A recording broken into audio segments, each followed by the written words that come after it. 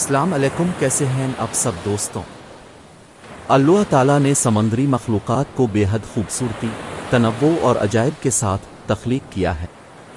یہ مخلوقات سمندر کی گہرائیوں میں رہتی ہیں اور ہر ایک اپنی الگ خصوصیات رکھتی ہے۔ کچھ مخلوقات رنگ برنگے ہوتے ہیں، کچھ روشنی پیدا کرتی ہیں اور کچھ انتہائی حیرت انگیز شکلوں اور ساختوں کی حامل ہوتی ہیں۔ اللہ کی تعریف بیان کرتے ہوئے ہمیں یہ کہنا چاہیے کہ اللہ وہ ہے جس نے سمندر کی گہرائیوں میں بے شمار مخلوقات کو پیدا کیا، جو اپنی بے مثال خوبصورتی، طاقت اور مختلف خصوصیات سے ہمیں حیران کر دیتی ہے۔ اس نے ان مخلوقات کو ان کے مخصوص ماحول میں زندہ رہنے کے لیے ضروری وسائل فراہم کیے ہیں۔ یہ سب کچھ اللہ کی عظیم قدرت، حکمت اور علم کی نشانیاں ہیں، اور اسی کی نشانیاں ہیں جہاز جو سمندر میں پہاڑوں کی طرح چلتے ہیں۔ سورہ الشورى 32۔ اور اللہ ہی ہے جس نے سمندر کو تمہارے لیے مسخر کر دیا تاکہ تم اس میں سے تازہ گوشت کھاؤ اور اس سے زیورات نکالو جنہیں تم پہنتے ہو۔ سورہ النحل 14۔ اللہ تعالیٰ نے سمندری مخلوقات کے ذریعے اپنی قدرت، عظمت اور تخلیقی صلاحیتوں کا مظاہرہ کیا ہے، اور ہمیں یہ یاد دلاتا ہے کہ اس کی تخلیق میں غور و فکر کرنے سے ہم اس کی بڑائی اور کمال کا ادراک کر سکتے ہیں۔ اسلام میں کھانے کے بارے میں احکام قرآن و سنت کی روشنی میں وضع کیے گئے ہیں۔ سمندری مخلوقات کے حوالے سے عمومی حکم یہ ہے کہ سمندری مخلوقات حلال ہیں، سوائے ان کے جو کسی خاص وجہ سے حرام قرار دی گئی ہیں۔ احادیث میں وضاحت کی گئی ہے کہ سمندری مخلوقات میں سے مچھلیاں حلال ہیں۔ اس کے علاوہ زیادہ تر فقہا کے نزدیک سمندر کی دیگر مخلوقات بھی حلال ہیں، جیسے جھینگے، کیکڑے اور سیپ وغیرہ۔ تاہم کچھ مکاتب فکر میں کچھ سمندری مخلوقات کے بارے میں اختلاف پایا جاتا ہے۔ مثلا حلال مخلوقات: مچھلیاں تمام اقسام، جھینگے، کیکڑے، سیپ۔ حرام مخلوقات: مردہ مخلوقات جو طبعی موت مر گئی ہیں، سوائے مچھلی کے جو کہ مردہ حالت میں بھی حلال ہے۔ زہریلی یا نقصان دہ مخلوقات: اہم بات یہ ہے کہ کسی بھی کھانے سے پہلے اس کی تحقیق کر لی جائے اور اسلامی اصولوں کے مطابق علماء سے رہنمائی حاصل کی جائے۔ اللہ تعالیٰ نے قرآن مجید میں فرمایا ہے، تمہارے لیے دریا کا شکار اور اس کا کھانا حلال کر دیا گیا ہے۔ سورہ المائدہ 96۔ یہ آیت سمندری مخلوقات کے حلال ہونے کی عمومی دلیل ہے، لیکن فقہا نے احادیث کی روشنی میں کچھ مزید تفصیلات بھی بیان کی ہیں۔ اسلامی تعلیمات کے مطابق مختلف رنگوں کی مچھلیاں کھانے میں حلال ہیں، بشرطے کہ وہ طبعی طور پر مرنے سے پہلے پکڑی جائیں یا شکار کی جائیں۔ اللہ تعالیٰ نے سمندری مخلوقات کو انسان کے لیے رزق کے طور پر بنایا ہے اور مچھلیاں اس میں شامل ہیں۔ قرآن مجید میں اللہ تعالیٰ فرماتا ہے، تمہارے لیے دریا کا شکار اور اس کا کھانا حلال کر دیا گیا ہے۔ سورہ المائدہ 96۔ مختلف رنگوں کی مچھلیاں جیسے کہ سرخ، نیلی، پیلی یا کوئی اور رنگ ہو، اسلامی احکام کے تحت حلال ہیں اور انہیں کھایا جا سکتا ہے۔ مچھلیوں کے رنگ ان کی نوع اور ماحول کی بنا پر مختلف ہو سکتے ہیں، لیکن یہ ان کے حلال یا حرام ہونے پر اثر انداز نہیں ہوتا۔ نبی کریم نے بھی سمندری مخلوقات کے حلال ہونے کی تصدیق کی ہے۔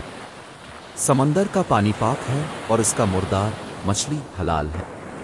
سنن ابو داؤد۔ لہذا جب تک مچھلی شرعی طریقے سے پکڑی گئی ہو اور اس میں کوئی زہریلا یا نقصان دہ عنصر نہ ہو، اس کا رنگ کوئی اہمیت نہیں رکھتا اور اسے کھانا حلال ہے۔ اسلامی شریعت میں کھانے پینے کے احکام قرآن و سنت کی روشنی میں بیان کیے گئے ہیں۔ سمندری مخلوقات کے حوالے سے عمومی حکم یہ ہے کہ وہ حلال ہیں، لیکن کچھ مخلوقات کے بارے میں مختلف فقہا کے درمیان اختلاف پایا جاتا ہے۔ سی لائن۔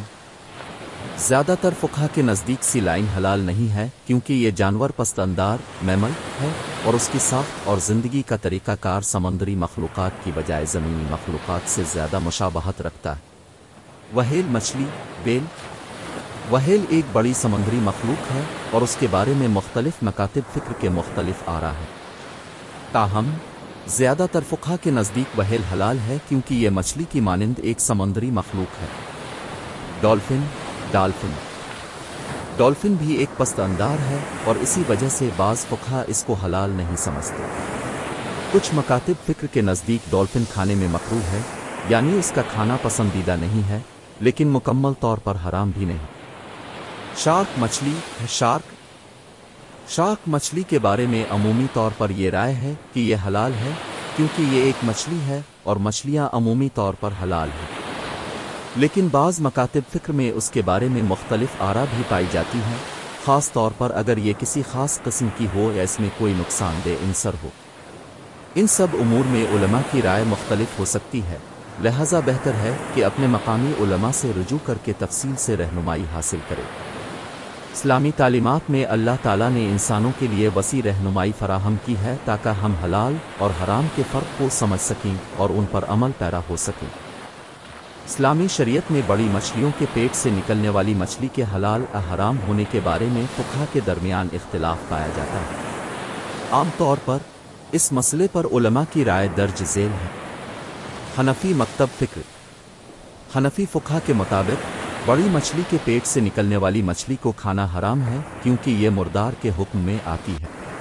अगर वो मछली जिंदा निकले तो वो हलाल होगी, लेकिन अगर वो मुर्दा निकले तो वो हराम है। शाफी, मालिकी और हम्बली मकातिब फ़िक्र। इन मकातिब फ़िक्र के मुताबिक बड़ी मछली के पेट से निकलने वाली मछली हलाल है, चाहे वो मुर्दा हो या जिंदा। उनकी दलील ये है कि समुद्री मखलूक़ात अमूमी तौर पर हलाल हैं और इसमें मुर्दार मछली भी शामिल है। इस्लाम में किसी चीज़ के हलाल या हराम होने का फ़ैसला कुरान व सुन्नत की रोशनी में किया जाता है, और इस मामले में मुख्तलिफ मकातिब फ़िक्र के दरमियान इख्तिलाफ़ होना फ़िक्री। इन मामलात में एहतियात से काम लेने और अपने मकामी उलमा से मशवरा करने की ज़रूरत होती है। खुलासा: हनफी मकतब फ़िक्र बड़ी मछली के पेट से निकलने वाली मुर्दा मछली हराम है, जिंदा मछली हलाल है। शाफी, मालिकी, हम्बली मकातिब फ़िक्र बड़ी मछली के पेट से निकलने वाली मछली हलाल है, चाहे वो मुर्दा हो या जिंदा। अपने मजहबी रहनुमाओं से मशवरा करना और उनकी राय को तरजीह देना हमेशा बेहतर होता है, ताकि दीन के अहकाम पर सही तरीके से अमल किया जा सके। मछलियों की मुख्तलिफ अक़साम हैं और उनकी तौलीदी आदात भी मुख्तलिफ होती है। यहाँ कुछ आम मछलियों की मिसालें दी गई हैं जो अंडे देती हैं। टरोट मछली आम तौर पर हर साल मौसम ख़िज़ा में अंडे देती है। एक मादा टरोट हज़ारों अंडे दे सकती है। सालमन मछली भी साल में एक बार अंडे देती है। सालमन मछली आम तौर पर ज़िंदगी में सिर्फ एक बार अंडे देती है और उनकी तादाद हज़ारों में हो सकती है। कार्प मछली साल में एक से ज़्यादा बार अंडे दे सकती है, ख़ास तौर पर गर्म मौसम में। एक मादा कार्प मछली लाखों अंडे दे सकती है। क्लाउन फिश साल भर अंडे दे सकती है, लेकिन आम तौर पर गर्म महीनों में ज़्यादा फ़ाल होती है। एक मादा क्लाउन फिश एक वक्त में चंद सौ अंडे दे सकती है। थूना मछली साल में कई बार अंडे दे सकती है, ख़ास तौर पर गर्म पानियों में। एक मादा थूना मछली एक बार में लाखों अंडे दे सकती है। मछलियों की तौलीदी आदात उनके माहौल, नस्ल और दीगर अवामिल पर मुनहसर होती हैं। अंडे देने के मकामात, मौसम और तादाद मछली की किस्म के साथ तब्दील हो सकते हैं। कुछ मछलियां अंडे देती हैं, जबकि कुछ जिंदा बच्चे पैदा करती हैं। आम तौर पर मछलियां अपने अंडे पानी में मखसूस मकामात पर देती हैं और अंडों को नर मछलियां फर्टिलाइज करती हैं। अंडे से निकलने के बाद बच्चे मछलियां अपने आप को बचाने के काबिल होती हैं और आहिस्ता आहिस्ता बड़े हो जाती हैं। कुछ मछलियां ऐसी हैं जो अंडे देने की बजाय बराह रास्त जिंदा बच्चे पैदा करती हैं। ऐसी मछलियों को लाइबेरियस कहा जाता है। इन मछलियों में अंडे मादा मछली के जिस्म के अंदर ही फर्टिलाइज हो जाते हैं और अंडे से बच्चे निकलकर बराह रास्त पानी में पैदा होते हैं। यहाँ कुछ आम मिसालें दी जा रही हैं। गप मछली छोटे एक्वेरियम्स में आम पाई जाती है। ये साल में कई बार बच्चे पैदा कर सकती है, आम तौर पर हर 4-6 हफ्तों में। हर बार 20 से 100 तक बच्चे पैदा हो सकते हैं। मोली भी एक मशहूर एक्वेरियम मछली है। ये भी साल में कई बार बच्चे पैदा करती है, हर 4-6 हफ्तों में। हर बार 20 से 60 तक बच्चे पैदा हो सकते हैं। पिलेटी मछली भी आम एक्वेरियम्स में पाई जाती है। ये भी साल में कई बार बच्चे पैदा करती है, हर 4-6 हफ्तों में। हर बार 20 से 50 तक बच्चे पैदा हो सकते हैं। सोरोटेल भी एक मरूफ एक्वेरियम मछली है। ये भी साल में कई बार बच्चे पैदा करती है, ہر 4-6 ہفتوں میں ہر بار 20 سے 100 تک بچے پیدا ہو سکتے ہیں۔ مسکیٹو فش یہ مچھلی قدرتی ماحول میں مچھر کے لاروا کھانے کے لیے استعمال ہوتی ہے۔ یہ بھی سال میں کئی بار بچے پیدا کرتی ہے۔ ہر 4-6 ہفتوں میں ہر بار 10 سے 100 تک بچے پیدا ہو سکتے ہیں۔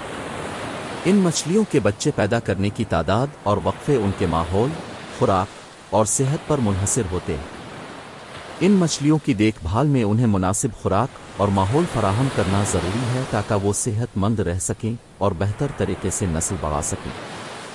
اسلامی شریعت کے مطابق مچھلی کھانے کے حوالے سے کوئی مخصوص موسم نہیں ہے جس میں مچھلی کھانا منع ہو۔